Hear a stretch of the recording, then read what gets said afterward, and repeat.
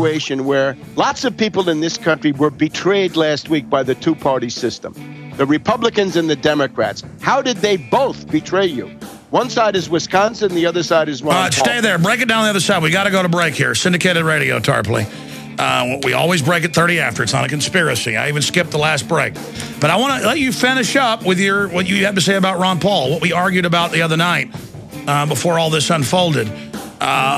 Straight ahead, Webster Tarpley is our guest. We're on the mark. Well, that was some fascinating history that Webster Tarpley was just giving you, and I've researched it all myself. And everything he's saying is exactly as it transpired from every perspective. He's just able to encyclopedically go into all the names, all the history. I mean, so much of it that I've read and studied over the years and then forgotten, and then he's bringing it up here. This is the truth. The mega ultra-rich created communism as a counter-revolution so that when people ran from their robber baronism, which was not free market, as they call it, totally centralized, monopolyism, John D. Rockefeller said competition is a sin, they would run into communism, which was again controlled by them. And I wanted to get into de Gaulle and why they hated him so much, but also talk about Ron Rand Paul, what he said to me a week and a half ago that I disagreed with. And it doesn't mean all this has been proven and vetted out, but his instinct was proven accurate. And then where he sees this country going with some of his ideas for solutions. And again, doesn't mean I endorse it all. We're just having a discussion about it. We're going back to Tarpley here in just one moment. I want to just remind listeners that we are listener-supported. We have a 15-day free trial to see the nightly news and to watch the video feed of the radio show, InfoWars Live every day, noon to 3 p.m. Eastern. It's 15 cents a day. You get 6 memberships for the price of 1, and there's a 15-day free trial. Pretty darn good, yeah. Create a username and passcode that you can share that isn't, to your bank account, and 6 people can be logged in at the same time with the same username and passcode. So that's $5.95 a month for 6 memberships. Nobody can beat that. We just need the money to pay for the high-quality bandwidth. Some of our video feeds are in high def. The others are in medium res so they can stream out well. We're adding more. We're about to hire more reporters. We're struggling through all the 600-plus incredible entries. We've launched planetinfowars.com, the social network. Be sure and check that out. We are trying to go to the next level in the fight against tyranny. So be sure and get prisonplanet.tv memberships at prisonplanet.tv. Takes about a minute to sign up. Also, we carry the best gravity-fed filters that blows the competition away. They've got Traveler Pro Pures, Big Pro Pures. We've got other systems as well out there, but this is the best, and you get 10% off. Nobody can top that discount with the promo code WATER. Infowars.com to get the Pro Pure, or 888-253-3139. And we also are carrying a lot of other great products there, T-shirts, books, videos, all of it. Jesse Ventura's new book, Demo Crips and Republicans, and talk about how they're organized crime. And those of us that are political savvy understand special interest took this over. Now NATO admits that they command our military. I mean, the treason is out in the open. There's press releases out Sunday that the globalization of U.S. Special Operations Forces, that's the headline put out by them. NATO admits they've got foreign troops training to take on American citizens. I mean, this treason is out in the open as we're prepared for foreign occupation. Obama, the headline's up at drudgereport.com. It's also at Infowars.com. More drones than Obama knows what to do with. I mean, it's, 10,000 for the Air Force, 5,000 for the Army, 5,000 for Homeland Security, Predators, watching the Amish, watching people with their cows. Google, working for the NSA, got bot cars driving around, stealing your passcodes, downloading everything. There is just a lawless rush of tyranny. So fast now, I can't even interpret it fast enough. And Tarpley, I want to get your take on why we're seeing the mad rush right now. World being imploded by design. You're saying it's out of control, but I read documents where they admitted they were doing this a decade ago.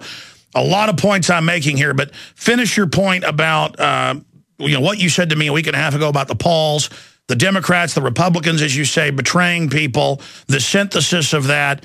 And then I want to get briefly into de Gaulle and then talk about where the world is right now politically, what we're on the precipice of.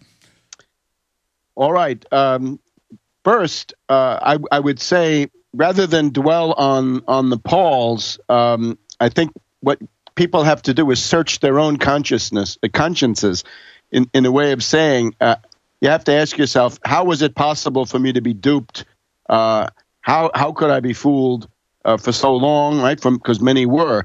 And I would say if the only thing you've learned from this is that Ron Paul and Rand Paul are people that you can't trust, that is better than nothing, but that is not going to be enough. You've got to see that their betrayal is rooted in Austrianism and libertarianism, that the doctrine itself is designed to promote false consciousness. In other words, a fantastic distortion of reality and a kind of political action that cuts the throats of the people who promote it, right? It's a way to say, come and flay me alive. That's what I'm demanding. And if you look at Europe, right, you look at Syriza in Greece, they're fighting against austerity, whereas the Pauls were coming saying, we're going to impose $1 trillion of really brutal, savage austerity. But now, take a step back from that. The betrayal last week was bipartisan. This is what has to be grasped. We had an epiphany of treachery. Obama last week betrayed the magnificent movement of working people in Wisconsin, right? You've got a fascist Governor Walker. He wants to bust the unions. He wants to destroy the state health system. He wants to destroy the state educational system. The guy is an enemy of civilization. So working people mobilized. They gathered 1 million signatures. It is the biggest signature gathering effort in any state of the United States ever in proportion to population. Obama in 2007 had said, if workers are being deprived of their rights anywhere, I will get some comfortable shoes and I will go out and walk the picket line with you as president of the United States. He never lifted a finger. He never went there. He didn't send Biden. He didn't send Solis, the Secretary of Labor. He didn't send the Attorney General to look into obvious violations of law, including voting law. And now, thanks to the hack Democrat Barrett, the Wisconsin movement has gone down to defeat. So the people who are betrayed by Ron Paul and Rand Paul on the one side are in good company because they're joined by this tremendous movement of working people in the Midwest that were trying to fight off these governors. The governors, of course, controlled by ALEC, right? American Legislative Exchange Council, meaning the Koch brothers, meaning big money from New York City, right? As populist as they try to be. So I would say to people, you have now got to ask yourself where that leaves you. Obama is being taken down. The Bilderbergers are absolutely for Romney and probably Mitch Daniels. I regard that as part of a general fascist offensive in this country. The goal will be to lower the American standard of living by approximately 25% in the next 12 months, much as has been done in Greece. And if you think that will balance the budget, look again. In Greece, 25% cut in the national budget and generally in the economy leads to the total debt burden of the country going from 130% of gross domestic product to 170%. In other words, the more you cut, the bigger the deficit gets, and Webster, it never ends. I want to. You can continue in a moment, but I want to inject something here. Yeah. You talk about synthesis. The very same tax-free foundations try to control every movement, and they pushed dependency. They pushed welfareism. They wanted to get a big mass of people dumbed down on welfare, living off the dole, big giant government operations, unions, cops out writing tickets to feather their nest all day on bankrupt families, you know, a mom with 4 kids in the back with snot coming out of their nose. And so they know people are mad at the big government, mad at the unions making more money than they are. Bilderberg in '66 had the head of the, big unions there. The big auto workers unions selling them out. My point is the unions have been taken over forever. Were they good 100 years ago saying no to fascism and the Rockefellers with Pinkerton security out shooting people, taking people's private property, the railroads just taking whatever they want? I understand they rebranded themselves as free marketeers, but that's as the answer to their command and control socialist model. They, as Carol Quigley says in Tragedy and Hope, they create both movements and then try to integrate them. I mean, certainly they didn't want Ron Paul talking about the Federal Reserve and the New World Order and the UN and all this in the past. I mean, I don't agree with you that, Paul and Rand are like operatives. I mean, I've met them. I know them. They believe in what they're saying. So, again, I reject the big government, and I understand the system, after they've already bankrupted things, wants to use libertarianism as a cover for austerity, which means raise my taxes, pay more of my money to banker bailouts, while pointing their finger all day at little old ladies having their welfare checks cut off. I understand that if you're going to give, now it's $34 trillion the last 5 years to mega banks, just in the U.S. alone, that they give to nobody, and the Republicans never complain about that, and then they want to cut off an old lady, Social Security, who's going to starve to death. I get it, okay? I understand there's unlimited money and resources and ingenuity, robotics, all of it. I know the globalists admit they want a post-industrial world. They're fighting to keep the economy stalled. They want to stall the economy with carbon taxes in California so they can consolidate. I understand the basics of economics. I understand we're in a rigged game. But, I mean, how do we navigate out of this? Well, what we've just had is an object lesson. The Republican Party and the Democratic Party are both hopelessly rotten and must be jettisoned. Turn away from them. Do not ever in your life, ever again, go for an establishment politician, a 10 or 12-term congressman from the Republican Party or a young state senator. This, I think, is the overwhelming lesson. Obama was a bait and switch. Obama said, hope change, I'll end the war in Iraq, and instead you got, the things that Obama has Libya, done. Syria. Yeah, and also, he has the right to kill you. He has the right to put you in Guantanamo Bay. But with the polls, what we get is this superficial patter anti-war.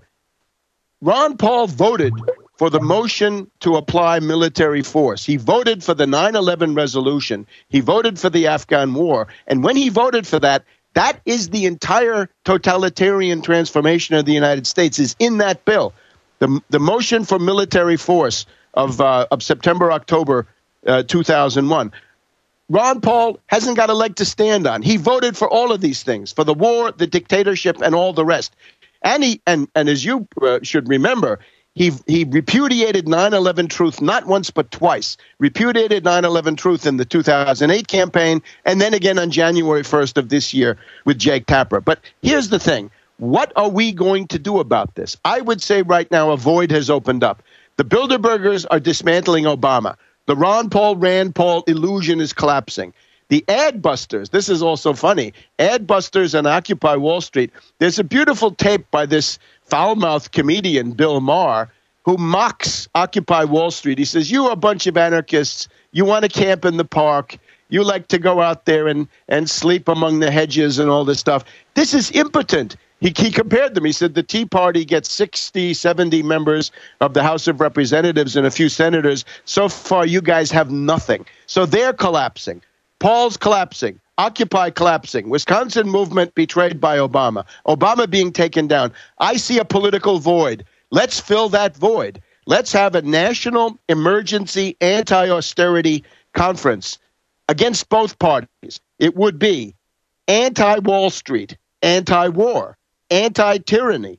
It would be in favor of seizing the Federal Reserve and using it for the benefit of the American people and for maintaining the social safety net. Well, Paul should be calling for seizing the Federal Reserve. Instead, his son has endorsed Romney, who says it is outside of Congress and Congress has no power over Alex, it. It is time to say goodbye to all that. Goodbye to the Republican Party. Sorry, boys.